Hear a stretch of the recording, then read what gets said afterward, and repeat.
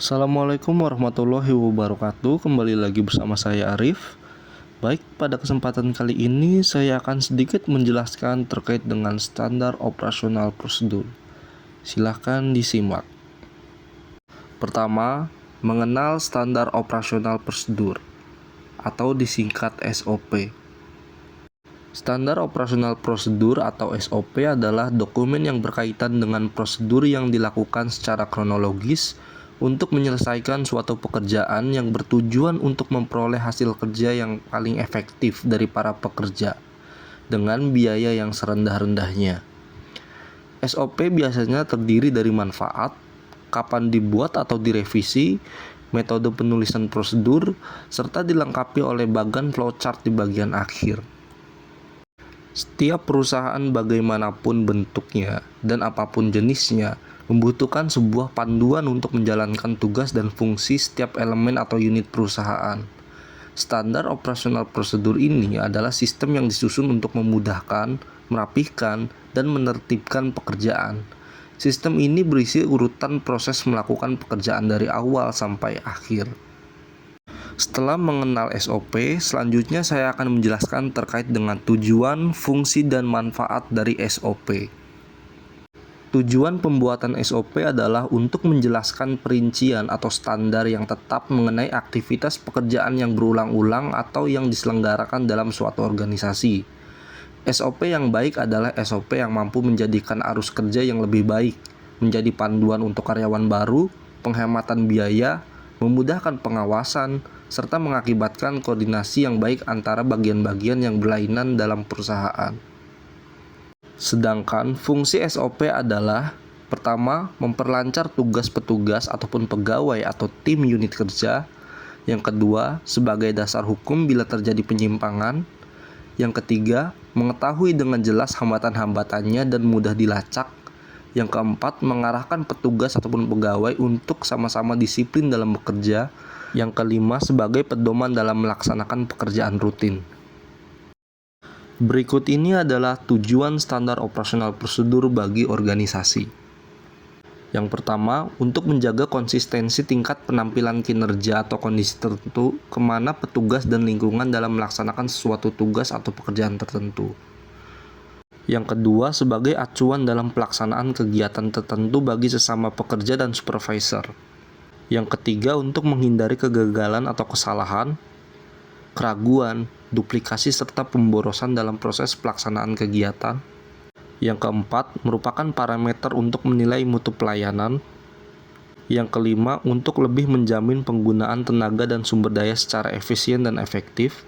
Yang keenam, untuk menjelaskan alur tugas, wewenang, dan tanggung jawab dari petugas yang terkait. Yang ketujuh, sebagai dokumen yang akan menjelaskan dan menilai pelaksanaan proses kerja bila terjadi suatu kesalahan atau kesalahan administratif lainnya. Yang kedelapan, sebagai dokumen yang digunakan untuk pelatihan. Dan terakhir, sebagai dokumen sejarah bila telah dibuat revisi SOP yang baru. Selain dari tujuan, adapun manfaat dari SOP bagi suatu organisasi adalah sebagai berikut. Pertama, sebagai standarisasi cara yang dilakukan pegawai dalam menyelesaikan pekerjaan khusus, mengurangi kesalahan dan kelalaian. Yang kedua, SOP membantu staf menjadi lebih mandiri dan tidak tergantung pada intervensi manajemen, sehingga akan mengurangi keterlibatan pimpinan dalam pelaksanaan proses sehari-hari. Yang ketiga, meningkatkan akuntabilitas dengan mendokumentasikan tanggung jawab khusus dalam melaksanakan tugas. Yang keempat, menciptakan ukuran standar kinerja yang akan memberikan pegawai cara konkret untuk memperbaiki kinerja serta membantu mengevaluasi usaha yang telah dilakukan. Yang kelima, menciptakan bahan-bahan training yang dapat membantu pegawai baru untuk cepat melaksanakan tugasnya. Yang keenam, menunjukkan kinerja bahwa organisasi efisien dan dikelola dengan baik. Yang ketujuh, menyediakan pedoman bagi setiap pegawai di unit pelayanan dalam melaksanakan pemberian pelayanan sehari-hari. Yang kedelapan, menghindari tumpang tindih pelaksanaan tugas pemberian pelayanan. Yang kesembilan, membantu penelusuran terhadap kesalahan-kesalahan prosedural dalam memberikan pelayanan, menjamin proses pelayanan tetap berjalan dalam berbagai situasi. Untuk pembahasan terakhir yaitu terkait dengan prinsip-prinsip SOP. Yang pertama, konsisten. SOP harus dilaksanakan secara konsisten dari waktu ke waktu oleh siapapun dan dalam kondisi apapun di seluruh jajaran organisasi. Yang kedua, komitmen. SOP harus dilaksanakan dengan komitmen penuh dan dari seluruh jajaran organisasi, dari level yang paling rendah hingga tertinggi. Yang ketiga, perbaikan berkelanjutan. Pelaksanaan SOP harus terbuka terhadap penyempurnaan untuk memperoleh prosedur yang benar-benar efisien dan efektif. Yang keempat, mengikat. SOP harus mengikat pelaksana dalam melaksanakan tugasnya sesuai dengan prosedur standar yang telah ditetapkan. Yang kelima, seluruh unsur memiliki peran penting. Seluruh pegawai peran-peran tertentu dalam setiap prosedur yang distandarkan.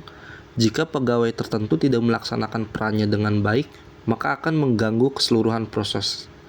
Yang keenam, terdokumentasi dengan baik. Seluruh prosedur yang telah distandarkan harus didokumentasikan dengan baik, sehingga dapat selalu dijadikan referensi bagi setiap mereka yang memerlukan.